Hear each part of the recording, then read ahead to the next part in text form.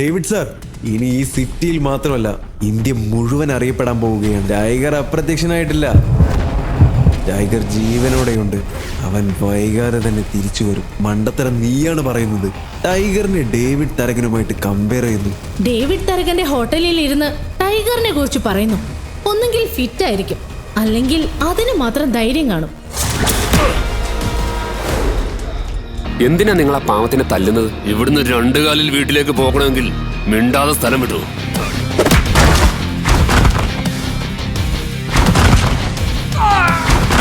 നിമിഷങ്ങൾക്കകം അഭിനവ് അവിടുത്തെ അന്തരീക്ഷവും സമയവും മാറ്റിമറിച്ചു.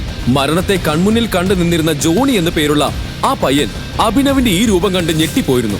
അവനെ സംബന്ധിച്ച് അഭിനവ് ദൈവത്തിന് തുല്യനായിരുന്നു. അപ്പോൾ അവനെ രക്ഷിച്ച് അവിടെ നിന്നും കൊണ്ടുപോകാൻ തുടങ്ങിയപ്പോൾ ജോണി ചോദിച്ചു, ചേട്ടാ, നിങ്ങൾ ആരാ?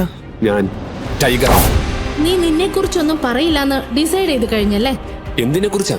അഭിനവിന് മനസ്സിലായി റോഷ്നിയുടെ ഉള്ളിൽ ഈ സംശയങ്ങൾ കറങ്ങുന്നത് എന്തുകൊണ്ടാണെന്ന്.